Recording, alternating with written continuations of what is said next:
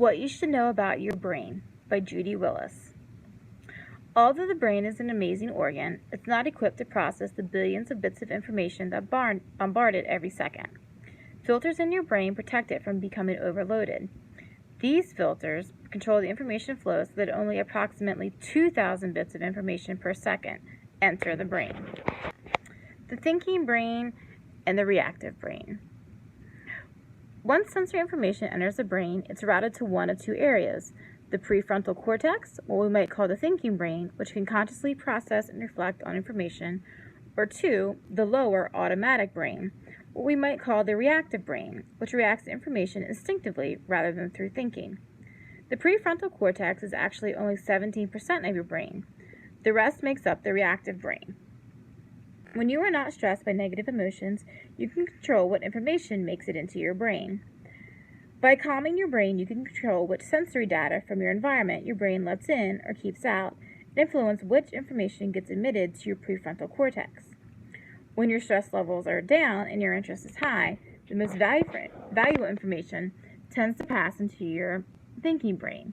When you are anxious, sad, frustrated, or bored, brain filters conduct sensory information from the world around you into your reactive brain. These reactive brain systems do one of three things with the information: ignore it, fight against it as a negative experience, sending signals that may cause you to act inappropriately, or avoid it, causing you to daydream.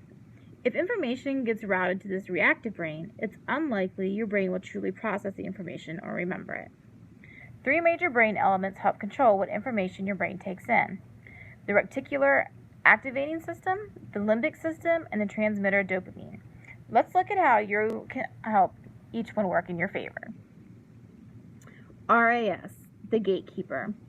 The first filter that data passes through when entering your brain is the reticular activating system, RAS. Located at the lower back of your brainstem, the RAS receives input from sensory nerves that come from nerve endings in your eyes, ears, mouth, face, skin, muscles, and internal organs, and meet at the top of your spinal cord. These sensory messages must pass through the RAS to gain entry to your higher thinking brain. You will learn more successfully if you keep the RAS filter open to the flow of information you want to enter your prefrontal cortex. If you build your power to focus your attention on the sensory input that is most valuable and important to attend to at the moment, the important input will make it into your thinking brain. If you feel overwhelmed, your reactive brain will take over. Then, what you experience, focus on, and remember will no longer be in your control. It's the difference between reflecting on and reacting to your world. What you can do. A key to making your brain work optimally, then, is to keep yourself physically healthy and well rested, and to develop awareness of and some control over your emotions. Then you can approach learning calmly and with positive emotions. Practice focusing and observing yourself. For example, by taking a short break from work to check in with your emotions. Just take a few minutes to think about what you're feeling. If it's a good feeling, take time to enjoy it and consider how your good emotional state affects your thinking. Do you understand more and get ideas about what you might do with the information you're learning? If you don't like the way you're feeling, think about times you felt a similar negative emotion, like anxiety or loneliness. What has helped you return to a better mood in the past? Even though you're not sleeping, you can think of such brain breaks as synapse, because that's let your brain replenish neurotransmitters like dopamine, which we'll discuss shortly. As you become aware of your emotions, you build brain networks that help you control your actions with your thinking brain. It also helps to do something active during a short break, such as toss a ball back and forth with a classmate, saying a word related to your lesson each time you catch the ball. The limbic system, your emotional core. After the information coming in through your senses gets to the RAS, it travels to the sensory intake centers of your brain. New information that becomes memory is eventually stored in the sensory cortex areas located in brain lobes that are each specialized to analyze data from one of your 5 senses. These data must first pass through your brain's emotional core, the limbic system, where your amygdala and hippocampus evaluate whether this information is useful because it will help you physically survive or bring you pleasure. The amygdala. The amygdala is like a central train routing station. It's a system for routing information based on your emotional state. When you experience negative emotions like fear, anxiety, or even boredom, your amygdala's filter takes up excessive amounts of your brain's available nutrients and oxygen. This puts your brain in survival mode, which blocks entry of any new information into your prefrontal cortex.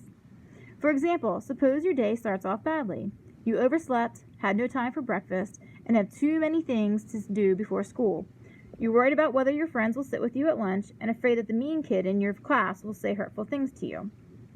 It's not only your body that suffers on this kind of day. Your brain is also stressed. This stress closes off the pathways to the RAS and amygdala that direct information into your thinking brain and memory centers. Unless you restore a positive mood, you won't learn much on this particular school day. But if you can turn things around to become calm and focused, your amygdala will decide to send new information to your prefrontal cortex. What you can do. Slow down and take a moment to reflect instead of react when you take a test at school or face social conflicts with friends. You might take a deep breath and visualize yourself in a peaceful place. Another technique that helps you choose what to do with your emotions, something only humans can do, is to imagine you're directing yourself in a play. You are the director sitting in a balcony seat watching an actor, the emotional you, on stage below. What advice would you give the emotion-filled actor on the stage if he or she had been pushed by a classmate and wanted to hit back, for example? This technique helps you move away from using your reactive brain and tap your thinking brain, where memories that might help you are stored. Your teachers play a role too. If your teachers set up lessons to include some fun activities so that you feel good during a lesson, your amygdala will add a neurochemical enhancement, like a memory chip that strengthens the staying power of any information presented in the lesson. People actually remember more of what they hear and read if they are in a positive emotional state when they hear or read it. The hippocampus. Next to the amygdala, the hippocampus. Here your brain links new sensory input to both memories of your past and knowledge already stored in your long-term memory to make new relational memories. These new memories are now ready for processing in your prefrontal cortex. Your prefrontal cortex contains highly developed nerve communication networks that process new information through what are called executive functions, including judgment, analysis, organizing, problem-solving, planning, and creativity. The executive function networks can convert short-term relational memories into long-term memories. When you are focused and in a positive or controlled emotional state, your executive functions can more successfully organize newly coded memories into long-term knowledge. What you can do. Reviewing and practicing something as you've learned helps. Nerve cells, neurons, forge information into memories by sending messages to other neurons through branches, called axons and dendrites, that almost touch the branches of each neighboring neuron. It takes lots of connections between neurons to relate each neuron's tiny bit of information to that of other neurons so that all the bits add up to a complete memory. When you review or practice something you've learned, dendrites actually grow between nerve cells in the network that hold that memory. Each time you review that knowledge, this mental manipulation increases activity along the connections between nerve cells. Repeated stimulation, for example, studying the times tables many times, makes the network stronger, just like muscles become stronger when you exercise them. And that makes the memories stay in your brain. Practice makes perfect. When you review new learning through actions, using the knowledge to create something, solve problems, or apply it to another subject, such as using the times tables to measure the area of paintings for framing them, the mental manipulation strengthens the neural pathways and your brain becomes even more efficiently wired. Dopamine, feeling good, helps you to learn. Dopamine is one of the brain's most important neurotransmitters. Messages connected to new information travel from neuron to neuron as tiny electrical currents. Like electricity, these messages need wiring to carry them. But there are gaps called synapses between the branches that connect nerve cells, and there's no wiring at these gaps. Chemical neurotransmitters like dopamine carry electrical messages across the gap from one neuron to another. The transmission is crucial to your brain's capacity to process new information. Your brain releases extra dopamine when an experience is enjoyable. As positive emotions cause dopamine to travel to more parts of your brain, additional neurons are activated.